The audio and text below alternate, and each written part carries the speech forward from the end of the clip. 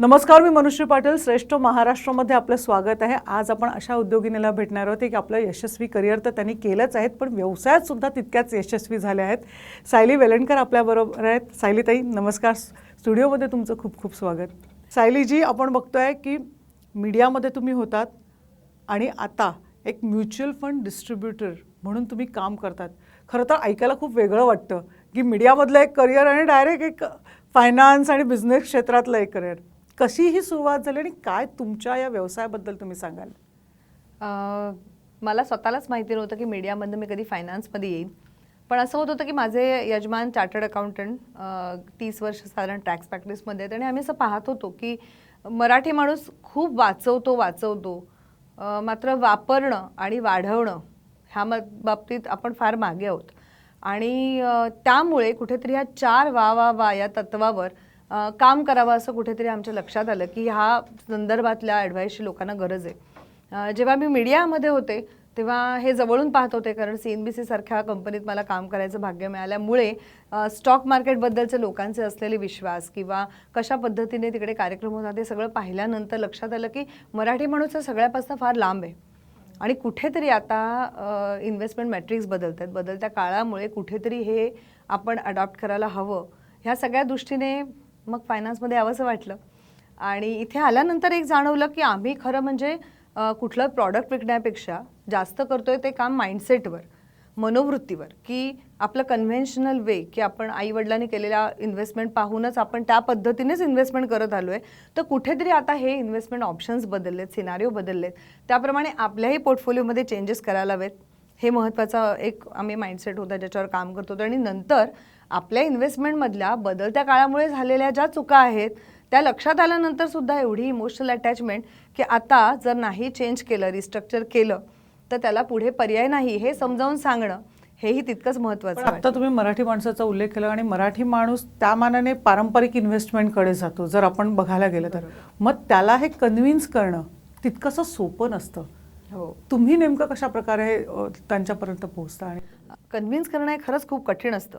त्याचं कारण असं आहे की एक पारंपरिक इन्व्हेस्टमेंट पद्धत प्रत्येकाने अवलंबलेली असते. तर त्यांचं असेट अलोकेशन पाहिल्यानंतर त्यांना जवळजवळ आपल्या इन्व्हेस्टमेंटचा आरसाच दिसतो. आणि मग ते कन्व्हिन्स होतातही. त्यांच्या गरजा पाहून त्यांच्या गरजांप्रमाणे आपण त्यांना इन्व्हेस्टमेंट ऑप्शन्स देतो आणि कुठली इन्व्हेस्टमेंट त्यांना समजावून सांगितल्याशिवाय आपण अजिबात घेत नसतो. हे झाल्यानंतर सुद्धा स्टॉक मार्केटसारखे जेव्हा एक्सपोजर्स ते घेतात तेव्हा स्टॉक मार्केट हे वोलटाईल आहे. ते कधी सरळ चालत नसतं, ते नेहमीच वरखाली जात असतं.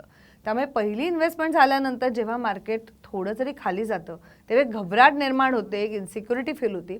आणि मग प्रत्येकजण लगेच आता मग मी एक्झिट करायला हवं का, मी टॉपअप करायला हवं का, ह्या सगळ्या विवंचनेत असतं. त्यावेळी खरं म्हणजे आम्हाला मोठा रोल प्ले करावा लागतो की तिथपासून जवळजवळ 2 वर्ष मार्केटच्या व्होलॅटिलिटीचं आणि त्यांच्या येणाऱ्या रिटर्न्सचं कसं ॲव्हरेज आउट होतंय हे पटेपर्यंत खूप मेहनत घ्यावी लागते. त्यामुळे इन्व्हेस्टमेंट ही एकदा करायची गोष्ट नसते. तर त्याच्याबरोबर मॉनिटरिंग आलं, हँड होल्डिंग आलं. तर हे हँड होल्डिंग जेव्हा होतं त्यावेळी एक पुरता आत्मविश्वास येतो की मार्केट वर गेल्यानंतरही घबराट येत नाही आणि खाली गेल्यानंतर सुद्धा घाबरत नाहीत. मग त्यांना कळायला लागतं की मार्केट खाली गेल्यानंतर आता अपॉर्च्युनिटी आहे. तर अनेकदा आम्हाला लोक समोरून फोन करून सांगतात की आता माझे अमुक पैसे आलेत, मार्केटमध्ये टाकू का. अनेकदा आम्हाला त्यांना थांबवावंसं लागतं की आपण लिक्विडिटीचं एक बकेट केलेलं आहे तेव्हा ते डिस्टर्ब करू नका. पण मग मार्केटची अशी सवय झाल्यानंतर मग तो इन्व्हेस्टर पुरता मॅच्युअर झाला असं आम्ही म्हणतो. पण तोपर्यंत ते कन्व्हिन्सिंग प्रोसेस चालूच असते. मग म्युच्युअल फंडमध्ये तुम्ही कसं काय नेमका सल्ला देता? मग म्युच्युअल फंडमध्ये काय येण्याचा सल्ला देता? कारण मराठी माणूस ज्या पद्धतीने तुम्ही म्हणतात की इक्विटी असो किंवा आपण सर्टिफिकेट्स, नॅशनल सेव्हिंग सर्टिफिकेट काढण्याकडे भर असतो, मग म्युच्युअल फंड डिस्ट्रीब्युशनकडे कसे काय वळला? कोविड काळामध्ये सगळ्यांनीच पाहिलं की स्टॉक मार्केटने काय चमत्कार दाखवले. त्यामुळे प्रत्येकाला स्टॉक मार्केटमध्ये एंट्री हवी होती किंवा प्रत्येकाला वाटत होतं की इथून पैसे कमवायचे आहेत. मात्र हे ATM नाही आहे, हे लॉंग टर्मचे इन्स्ट्रुमेंट आहे. त्यामुळे त्याच्यात योग्य पद्धतीने जर आपण इन्व्हेस्टमेंट केली तर आपले चांगले रिटर्न्स मिळू शकतात. आज म्युच्युअल फंडला जवळजवळ 30 वर्षाचा ट्रॅक रेकॉर्ड आहे आणि ऑन ॲन ॲव्हरेज गेल्या जर 10 वर्षात पाहिलं असतं म्युच्युअल फंडने 15 ते 18% तुमच्या कुवतीप्रमाणे म्हणजे रिस्क कॅपिटलप्रमाणे तुमच्या स्वप्नांप्रमाणे जे काही तुम्ही स्कीम्स निवडल्या असतील त्याप्रमाणे चांगले रिटर्न्स मिळवलेले आहेत. बरं, म्युच्युअल फंड हा अतिशय डायव्हर्सिफाईड ऑप्शन ऑलरेडी असल्या कारणाने म्हणजे वेगवेगळ्या इंडस्ट्रीतल्या वेगवेगळ्या साईटच्या कंपनीज एका फंडमध्ये तुम्हाला मिळतात. जवळजवळ 50-60 कंपन्या एक प्रोफेशनल माणूस असतो जो हे सगळं ऑपरेट करत असतो. ह्या सगळ्यामुळे कुठेतरी हळूहळू विश्वास निर्माण झालाय की आता म्युच्युअल फंडमध्ये 15% तरी आपण कमवू शकतोच आहोत. त्यामुळे प्रत्येकाच्या रिस्क ॲपेटाईटप्रमाणे आणि प्रत्येकाच्या गरजांप्रमाणे आपण जर योग्य स्कीम सिलेक्ट केल्या आणि म्युच्युअल फंडमध्ये इन्व्हेस्टमेंट केल्या तर चांगले रिटर्न्स मिळत आहे सगळ्यांच्या लक्षात येत आहे. त्यामुळे मग म्युच्युअल फंडमध्ये कुठल्या स्कीम कशा निवडाव्यात यासाठी मी मार्गदर्शन सुरू केलं की साधारण जे बिगिनर्स आहेत त्यांना इंडेक्स फंडनी हरकत नाही आहे सुरुवात करायला. आपण असा जर एक रोडमॅप लक्षात घेतला तर वेगवेगळ्या वयाची जर आपण माणसं डोळ्यासमोर आणली तर प्रत्येकाच्या गरजा वेगळ्या आहेत.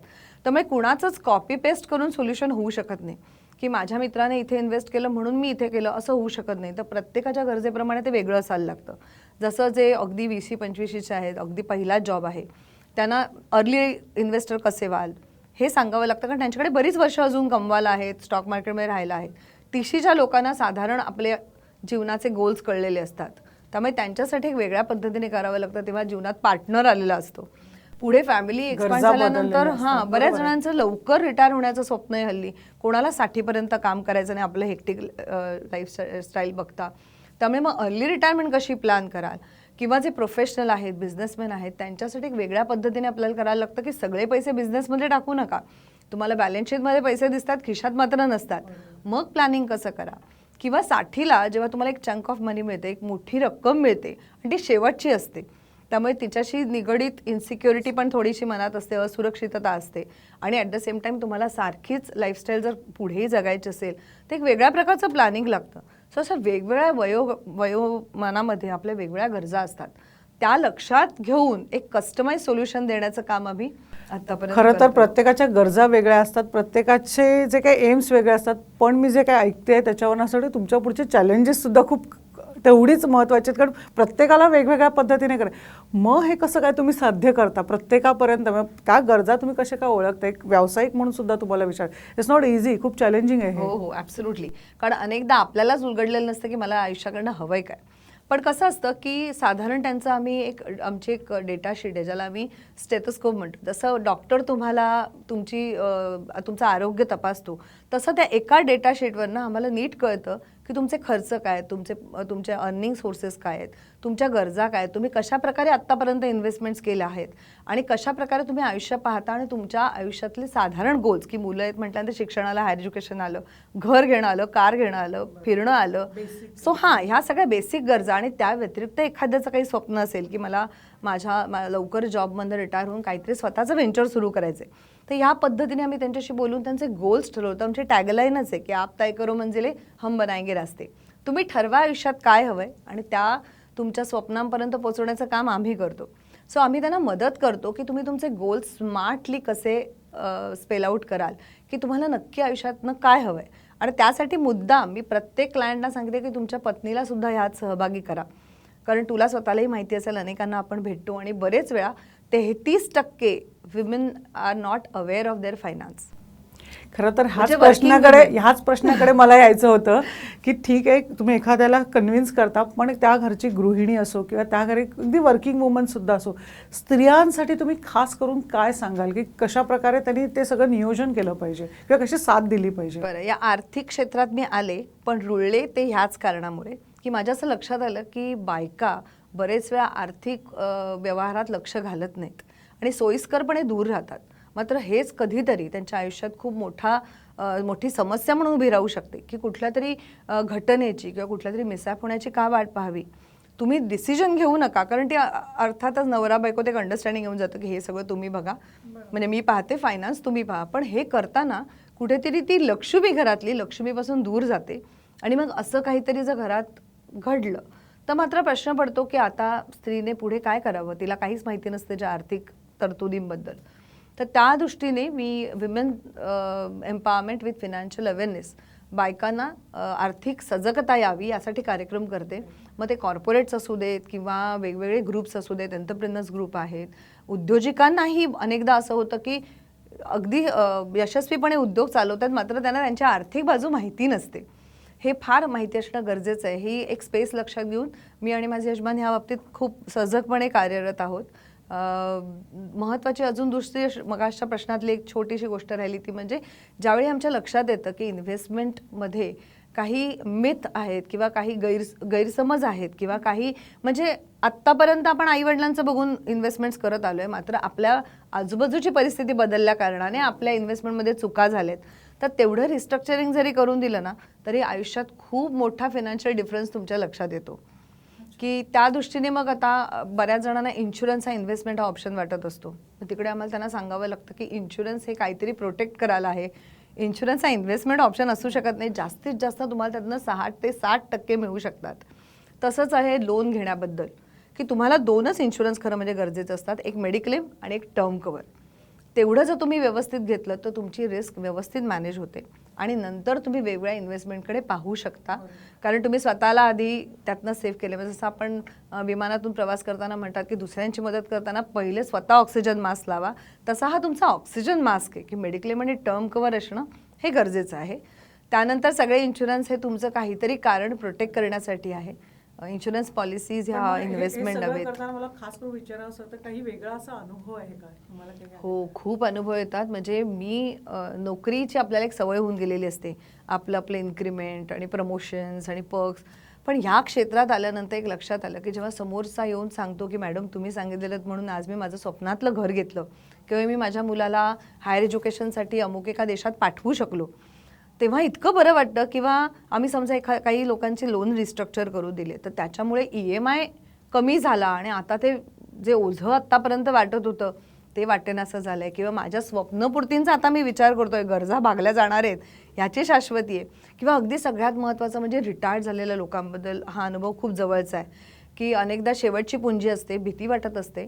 मग 3 बकेट अप्रोचने आम्ही जेव्हा त्यांचं प्लॅनिंग करून देतो त्यावेळी त्यांना एक सुकून असतो की माझी सिक्युरिटी हे आहे, म्हणजे माझे काही पैसे सुरक्षित आहेत जे कुठेही मी मार्केटमध्ये कुठेही लावले नाही आहेत आणि अगदी स्टेबल माझे राहणार आहेत, जसे जितके आहेत तेवढेच राहणार आहेत.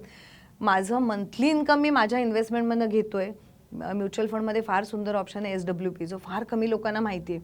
तो आम्ही त्यांना आत्मविश्वास देतो की तो कॉन्फिडन्स देणं हे सगळ्यात महत्त्वाचं काम आम्ही करतो की SWPने तुम्ही कसे पैसे घ्याल दर महिन्याला आणि वाढवाल. आणि तिसरं बकेट असतं जे ग्रोथ असतं, तुमचे वाढ पैशांची व्हावी यासाठी असतं, ज्याच्यातून तुम्ही तुमची सेम लाईफस्टाईल पुढे जगू शकताय, कुणाकडेही एक पैसा न मागता. जे आपल्या मराठी माणसाचा बाणा असतो ना, कुणापुढेही हात पसरायचं नाही, कुणावर अवलंबून राहायचं नाही, ही सगळी उद्दिष्ट त्यामुळे प्राप्त होतात. लोकांचं एक समाधान असं एक ब्लेसिंग्स खरं म्हणायला पाहिजे. अगदी अगदी अगदी. पण मग ह्याच बद्दल विचारायचं की तुम्ही अगदी खूप उल्लेख केला की ज्येष्ठ नागरिकांचा, अनेकांचं होतं की मग खास करून अनेकांचं राहून जातं, सगळ्या गरजा पूर्ण करण्यामध्ये इन्व्हेस्टमेंट करणं राहून जातं. मग कुठेतरी 50-55 नंतर किंवा 60 नंतर लक्षात येतं की आपण हा इन्व्हेस्टमेंट करू शकलो नाही आहेत.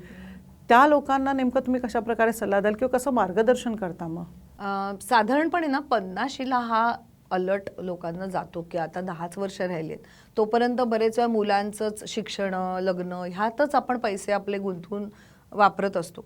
पण 50शी नंतर थोडी ती एक सजगता येते, एक भीती वाटायला लागते की आता 10 वर्षात मी रिटायर होणार आहे किंवा 5 वर्षात रिटायर होणार आहे पुढच्या. अशा वेळी जर आम्हाला कोणी येऊन भेटलं तर ती अगदी योग्य वेळ आम्ही म्हणतो. खरं म्हणजे रिटायरमेंट सगळ्यांनाच माहिती असते की कधी ना कधीतरी येणार आहे, मला ह्या पैशांची तरतूद करायचीच आहे.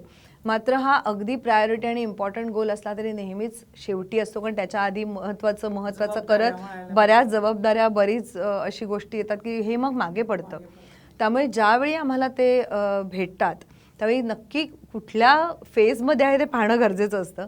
साधारण 50-55 किंवा ऑन रिटायरमेंटच लोक भेटायला येतात आणि मग त्यांच्यापुढे एक यक्ष प्रश्न असतो की काय करावं. बरं, ते सुद्धा करताना यापूर्वी असं लक्षात आलं आमच्या की अनेक जण ना बऱ्याच अशा पेन्शन प्लॅन्सना बळी गेलेले असतात की आता बऱ्याच वर्ड गिमिक्स वापरून शब्दांच्या जाळ्यात अडकून आपण एक पेन्शन प्लॅन घेण्याचं एक पेव आलं की बऱ्याच बँकांचे बरेच पेन्शन प्लॅन्स आहेत ज्याला अगदी असे अट्रॅक्टिव्ह वर्ड्स असल्याकारणाने लोक बळी पडतात. आधीच त्याच्यात पैसे गुंतवून पैसे लॉक करतात आणि त्यामुळे मग काय होतं, मग आता मला मंथली इन्कमसाठी पैसे नाहीत किंवा आता मला माझ्या इन्व्हेस्टमेंट करायलाच पैसे नाहीत, अशी काही वेळ येते लोकांवर. त्यामुळे आम्ही सांगतो की रिटायरमेंटनंतर 3 मंत्र तुम्ही लक्षात ठेवले पाहिजे की तुमचा पैसा कुठेही लॉक होता कामा नये, मोकळा राहायला पाहिजे तुमच्यासाठी. कधीही म्हटलं तर तुमच्यासाठी तो अवेलेबल व्हायला हवा. महागाईपेक्षा तुम्हाला जास्त मिळत राहिले पाहिजेत पैसे. इन्फ्लेशन बिटिंग रिटर्न्स पाहिजेत. आणि तिसरं अगदी महत्त्वाचं म्हणजे डायव्हर्सिफिकेशन पाहिजे. नाहीतर लोक घर घेतात आणि रेंटला आपलं मंथली इन्कम समजतात, जी फार मोठी चूक आहे, कारण 2 आणि 3% त्याच्यात तुम्हाला मिळतात. त्यामुळे तुम्हाला अशा पद्धतीने इन्व्हेस्टमेंट करायला हव्यात की ही तिन्ही उद्दिष्ट रिटायरमेंटच्या नंतरची तुमची साध्य होतील. आणि ती आम्ही ज्या आयुष्याच्या फेजमध्ये ते आम्हाला भेटतात त्यावेळी 3 बकेट अप्रोचने आम्ही त्यांचे ती तिन्ही उद्दिष्ट पूर्ण करण्याचा प्रयत्न करतो. अर्थातच आपण बघतोय की ज्येष्ठ नागरिक किंवा रिटायर होताना जेव्हा सजग होतात, पण जेव्हा मिड एजला काही लोक असतात ते सुद्धा आता अवेअर झाले आणि खास करून म्युच्युअल फंडबद्दल खूप ऐकलं जातं, पण कुठेतरी भीती वाटत असं की किती सेफ आहे, कारण आतापर्यंत आपण पारंपरिक ऐकलं असं. मग त्या एज ग्रुपसाठी तुम्ही नेमका कशा प्रकारे सल्ला द्याल साधारणतः? ओके, जसं म्युच्युअल फंडबद्दल ऐकायला मिळतंय तसंच प्रचंड फायनान्शियल इन्फ्लुएन्सर तुमच्या आयुष्यात भरपूर इन्फॉर्मेशन ढकलत आहेत. त्यामुळे नक्की कुठल्या स्कीम सिलेक्ट कराव्या याबद्दल नेहमी साशंकता असते आणि मग त्यात काहीतरी चुकीचे कॉल होतात. बरीच ॲप अवेलेबल आहेत आता आणि ही जी 40-45ची आहे ती थोडीशी टेक्नो सॅवी असण्याच्या बेतात असतात. म्हणजे सगळं हातात टेक्नॉलॉजी असल्या कारणाने मग माझं मी करतो असा एक आपला नेहमीच अप्रोच असतो. ते करताना होतं काय की कुठल्या तरी एका क्रायटेरियावर आपण काही चांगल्या स्कीम घेतो आणि त्यात इन्व्हेस्ट करतो. मग ते रिटर्न्स असेल किंवा मग पी रेशो असेल, काहीतरी एक कॅटेगरी धरून तुम्हाला गुगलवर सर्च केलं की बेस्ट स्कीम्स तर तुम्हाला 10 लिस्ट अशा मिळतील. पण तुमच्यासाठी नेमकी कुठली बेस्ट आहे हे कळण्यासाठी तुमचं रिस्क ॲपेटाईट, तुमचे गोल्स हे माहिती असणं फार गरजेचं असतं. त्यामुळे 40-45 ह्या वयोगटात जेव्हा लोक आम्हाला भेटतात तेव्हा मुळात आम्ही हे फाइंड आउट करतो की ह्यांच्या जबाबदाऱ्या काय आहेत आणि ह्यांना नक्की किती पैसे कुठल्या गोष्टीसाठी ठेवायचेत ते स्पेल आउट करण्यातच आमचा खरा थोडा जास्त वेळ जातो की लोक क्लिअर नसतात आपल्या गोल्सबद्दल. मग अशा वेळी मी म्हटलं तसं की त्यांच्या पार्टनरनाही सहभागी करतो जेणेकरून ते एक होलिस्टिक अप्रोचने आम्हाला पाहता येईल.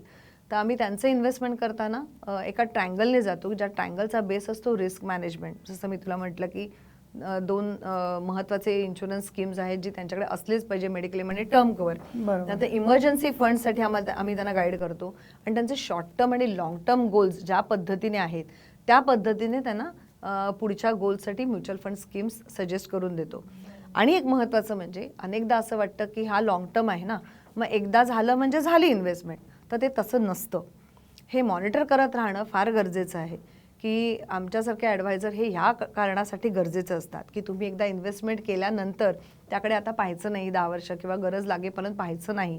ह्याने जाता येत नाही. या उद्दिष्टाने तुम्हाला ते मॉनिटर करावं लागतं 3 गोष्टींसाठी की तुमच्या गरजा बदलल्यात का, तुम्ही निवडलेली जी इन्स्ट्रुमेंट आहेत तशीच परफॉर्म करतायत का, आणि तिसरं मार्केटचे ट्रेंड्स बदलले नाही आहेत ना. या तिन्हींसाठी पोर्टफोलिओ रिव्ह्यू करत राहणं फार गरजेचं आहे. मग त्या 40शीपासून त्यांचे जी उद्दिष्ट आहेत त्यांच्यापर्यंतचा जो प्रवास आहे त्यात आम्ही हँडहोल्ड करतो. आता ज्या पद्धतीने म्हणतात की बरोबर एक निश्चित एका वयात आल्यानंतर सजग होतात, पण जे सुरुवातीला असतात नवीन नवीन नोकरी लागते आणि ज्या पद्धतीने तुम्ही सांगता की खूप सारी इन्फॉर्मेशन येत असते, खूप रील्स येत असतात, खूप बातम्या येत असतात किंवा सतत फोनवर येत असतं की इथे इन्व्हेस्ट करा, इथे इन्व्हेस्ट करा, लोक फसतात सुद्धा त्यांनी. तेव्हा कुठेतरी मार्गदर्शनाची गरज पडते. मग बिगिनर्सना नेमकं तुम्ही काय सांगाल? मग बिगिनर्सचं असं होतं की पहिला जॉब असतो, आत्तापर्यंत पॉकेट मनीवर असतात. मग पगार यायला लागल्यानंतर अर्थातच त्यांच्या बाकीच्या स्पेंडी ज्या काही सवयी आहेत त्या उफाळून येतात किंवा तेवढे मॅच्युअरही नसतात की एकदम तातडीने पैसे हातात येतात. आणि मग बरेच वेळा असं वाटतं की माझ्याकडे पैसेच कुठे उरलेत इन्व्हेस्ट करायला. सो अशांना आम्ही नेहमी सांगतो की तुम्ही तुमचा फॉर्म्युला चेंज करा. की बरेच वेळा आपला फॉर्म्युला काय असतो, income minus expenses is equal to investment. म्हणजे पैसे आल्यानंतर खर्च झाल्यानंतर उरतील ते मी इन्व्हेस्ट करीन. तर आम्ही त्यांना उलटं सांगतो की तुमच्या बाकीच्या शॉर्ट टर्म गरजा बघू नका, लॉंग टर्मसाठी कॉर्पस जर तुम्हाला तयार करायचा असेल तर इन्कम मायनस इन्व्हेस्टमेंट आणि मग उरलेल्या तुमच्या पगारामध्ये किंवा उरलेल्या तुमच्या इन्कममध्ये तुम्ही तुमची लाईफस्टाईल मॅनेज करा. जर तशी सवय तुम्ही पहिल्यापासून ठेवलीत तर आणि तरच तुम्ही पैसे काढू शकाल. अर्थात आपल्या भारतीयांना सेव्हिंगची हॅबिट आहे, पण हे जे वाढवणं आपले पैसे जे आहे त्याची नसल्या कारणाने सो त्यांना इन्व्हेस्ट करण्यासाठी सगळ्यात उत्तम उपाय तो म्हणजे म्युच्युअल फंड. कारण त्यांचं रिस्क ॲपेटाईट हाय असतं, म्हणजे त्यांच्याकडे बरीच वर्ष अजून नोकरी करायला आहेत, पैसे कमवायला आहेत. त्यामुळे कुठल्याही स्टॉक्समध्ये किंवा अशा कोणाच्या तरी टिप्सने स्टॉक मार्केटमध्ये एक्सपोजर घेण्यापेक्षा किंवा स्टॉक मार्केटमधनं पटापट पैसे मिळतात अशा भावनेने न जाता लॉंग टर्मला मी चांगल्यात चांगले रिटर्न्स घेऊन 20-25% ही मुलं कमवू शकतात. कारण त्यांच्याकडे time to spend in market is खूप आहे. म्हणजे वॉरन बफेट जे आपले गॉडफादर म्हटले जातात ते सुद्धा म्हणतात की don't try time the market, spend more time in the market. So जास्त काळ मार्केटमध्ये घालवण्यासाठी हा बिगिनर्सकडे आहे. तेव्हा त्यांनी जर ते तत्व स्वीकारलं तर मला वाटतं ह्या एका फॉर्म्युलाने ते पैसे काढूही शकतील आणि वाढवूही शकतील म्युच्युअल फंड सारख्या ऑप्शनमधनं. जर तुम्हाला काहीच माहिती नसेल तर जसं मी म्हटलं तसं की इंडेक्स फंडने सुरू करा. तुम्हाला आपोआपच एक लक्षात येतं की ॲक्टिव्ह फंड कसं काम करतायत. वेगवेगळ्या कॅटेगरी असतात तर त्यांचं रिस्क ॲपेटाईट पाहता छान इक्विटी म्युच्युअल फंड्समधनं इन्व्हेस्ट करून त्यांना 22-25% मिळवायला काहीच हरकत नसते इन लाँग टर्म. निश्चित खूप खरं तर स्वप्न पूर्ण करण्याच्या दृष्टीने खूप चांगलं इन्व्हेस्टमेंट तुम्ही सांगतात. पण ज्या पद्धतीने आपण बोलतो की पारंपरिक भारतीयांना सवय असते की कुठे इन्व्हेस्ट करायचं कळत नाही किंवा आत्तापर्यंत आपल्या आईवडिलांनी केलेले असतात तेथेच खरं तर अनेक जण जातात. आणि ज्यामध्ये तुम्ही म्हटलं की प्रॉपर्टीमध्ये इन्व्हेस्ट करा की जो तुम्ही महत्त्वाचा मुद्दा म्हणला की त्याच्या भाडं मिळेल आणि त्या भाड्यावर मी जगेन, ते भाडं मिळालं की आपलं कुठेतरी इन्कम राहील, अशी एक मनोवृत्ती असते. आणि मगाशी तुम्ही जे SWPचा जो उल्लेख केला ह्या संदर्भात नेमकं कुठे इन्व्हेस्ट करायचा गोंधळ उडतो, काय नेमका सल्ला द्याल तुम्ही मग? आम्ही तर नेहमीच असं म्हणतो की रिअल इस्टेट हे 20 वर्षापूर्वी काही चांगले अप्रिसिएशन देऊन गेले, मात्र आता तशी कंडिशन नाही आहे. गेल्या 10 वर्षात जर तुम्ही पाहिलं तर रेसिडेक्सने मेट्रो सिटीचं जे ॲप्रिसिएशन सांगितलं ते 4.9%, म्हणजे बँकांपेक्षाही कमी. आणि अशावेळी तुम्ही एक प्रचंड मोठी रक्कम जागेत अडकवता. तुम्हाला जर काही गरज लागली तर त्यातली की एखादी टाईल विकली किंवा एखादी बेडरूम विकली आणि पैसे आले असं होत नाही. म्हणजे ते पूर्ण डील व्हायला हवं, तुम्हाला ॲप्रिसिएशन मिळायला हवं, चांगला बायर मिळाला हवा. ह्या सगळ्या गुंतागुंतीत रिअल इस्टेटमध्ये बरेच पैसे तुमचे अडकून राहतात आणि वास्तूचं इमोशनल कनेक्ट असतं. त्यामुळे मग तिथे माझं लहानपण गेलं आहे, मग तिकडे आता रिडेव्हलपमेंट होणारच आहे, असे अनेक स्वप्न बघित आपण हा निर्णय फारसा पटकन घेऊ शकत नाही. आणि त्याचं जे भाडं येतं ज्याच्यावर तुम्ही तुमचं मंथली इन्कम म्हणताय ते हार्डली तुम्हाला तुमच्या पूर्ण कॉर्पसच्या 2-2.5 ते 3% चांगल्या मेट्रो सिटीमध्ये चांगल्या लोकेशनला. सो 3-3.5% तुमचं मेंटेनन्स वगैरे सगळं वगळता तुमच्या हाती येतात. हे काहीच नाही. मग त्यापेक्षा बँकेत ठेवले तर 6% येतील, पोस्ट टॅक्स फार फार तर 4.5-5. म्हणजे रिअल इस्टेट तुम्ही एखाद्या जागेमध्ये गुंतवून त्याच्या भाड्यावर जगायचं ठरवलं तर तुमचे बरेचसे पैसे गुंतूनच राहतात आणि रिटर्न काहीच येत नाही. पेक्षा सिस्टमॅटिक विड्रॉल प्लॅन ज्याच्यामध्ये तुम्ही साधारण एक सहज एक उदाहरण देते तुम्हाला की 50 लाख तुम्ही वेगवेगळ्या हायब्रिड म्युच्युअल फंडमध्ये समजा इन्व्हेस्ट केलेत तर दर महिन्याला त्याचे साधारण 8% वर्षाचे म्हणजे 33,000 तुम्ही हे घेऊ शकता, पेन्शन घेऊ शकता किंवा मंथली इन्कम घेऊ शकता. आणि हे 10 वर्षाचं घेत राहिलं तर ह्या 50 लाखातले 40 लाख एक्झॉस्ट होतात, संपतात. आणि तरीसुद्धा 10 वर्षानंतर तुमचे जवळजवळ 1.25 करोड तुमचा कॉर्पस तयार होतो. सो हे म्हणजे मंथली इन्कम काढून सुद्धा तुमचे पैसे वाढवणं असे दोन्ही फायदे असणारा हा एकमेव पर्याय असल्या कारणाने रेंटमध्ये 2-2.5% आनंदी राहण्यापेक्षा तुमचे पैसे वाढवू द्या. आणि ह्याच मनोवृत्तीवर आम्ही काम करतोय की पैसे वाचवा आणि वाढवा सुद्धा, कारण ते तुम्हाला योग्य वेळी वापरायचे आहेत. पण हे सगळं ऐकल्यानंतर वाटतं अर्थातच सजग होणं खूप गरजेचं आहे, कारण आपण खूप जण दुर्लक्ष करतो फ्युचर प्लॅनसाठी. आणि तुम्ही ज्या पद्धतीने वेगवेगळ्या ठिकाणून माहिती मिळत असते पण नेमकं ते चॅनलाइज कुठे करायची कळत नसते.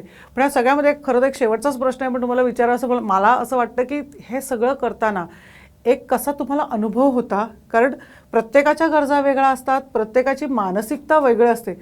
तुमच्यासाठी हे सगळं समजावताना किती चॅलेंजिंग होतं? खरं म्हणजे आहेत आपण 2 मेंटॅलिटीवर काम करतो, जसं मी मगाशी म्हटलं त्याप्रमाणे की कन्व्हेन्शनल इन्व्हेस्टमेंट पॅटर्नमधून त्यांना मॉडर्न किंवा त्यांना सुटेबल अशा इन्व्हेस्टमेंट करवून घेणं ही एक मेंटॅलिटी असते. आणि दुसरी, तुम्हाला आता चुका कळल्या आहेत मात्र आपल्या एक्झिस्टिंग इन्व्हेस्टमेंटमध्ये जे भावनिक गुंतागुंत आहे ती बाजूला ठेवून प्रॅक्टिकली विचार करून तुमचा इन्व्हेस्टमेंट पोर्टफोलिओ रिस्ट्रक्चर करणं किंवा करायला त्यांना तयार करणं ही दुसरी मेंटॅलिटी ज्याच्यावर आम्ही काम करतो. अनेकदा असं होतं की रिअल इस्टेटमध्ये ओव्हर एक्सपोजर असतं, की पूर्वी जसं आपण म्हणायचो की real estate is real wealth, आणि मग अनेक घरं घेतली जातात, मात्र जेव्हा स्वप्नातलं घर समोर असतं तेव्हा घ्यायला आपल्याकडे पैसेच राहत नाहीत, कारण ह्यूज कॉर्पस तुमचा वेगवेगळ्या प्रॉपर्टीमध्ये ब्लॉक्ड असतो. मग तिकडे त्यांना ते समजावून सांगणं गरजेचं असतं की कुठेतरी इमोशन्स बाजूला ठेवा, लहानपणीचं घर, आईबाबांचं घर, हे सगळं बाजूला ठेवा आणि आता तुम्ही तुमच्या स्वप्नातल्या घराची तयारी करण्यासाठी हे ओव्हर एक्सपोजर टाळा. तर ते आम्हाला करावं लागतं. किंवा अनेकदा असं होतं की म्युच्युअल फंड किंवा स्टॉक्स तुम्हीच म्हणता ना इक्विटी लॉंग टर्म आहे, मग मी आता ते घेतलं आणि मला आता ते काही परत बघायला वेळ नाही आहे किंवा गरज नाही आहे. तर हा अप्रोच ठेवला नाही पाहिजे, कारण मार्केट ट्रेंड्स बदलत असतात, गरजा बदलत असतात आणि तुमची जी प्रॉडक्ट सिलेक्ट केलेली आहेत, जी काही स्कीम्स तुम्ही घेतल्यात ती तशीच परफॉर्म करतायत का हे पाहत राहणं गरजेचं असतं. धन्यवाद सायलीताई, तुम्ही आमच्या स्टुडिओत आलात आणि आमच्याशी छान गप्पा मारल्यात. खरोखर तुम्हाला यशस्वी अगदी व्हायचं असेल आणि तुमची स्वप्न पूर्ण करायची असेल तर वेल्थनेसला ते भेट दिली पाहिजे आणि त्यांचं मार्गदर्शन तुम्ही खरं तर घेतलं पाहिजे आणि त्यानंतरच तुम्ही यशस्वी जीवनाची पायरी चढू शकाल.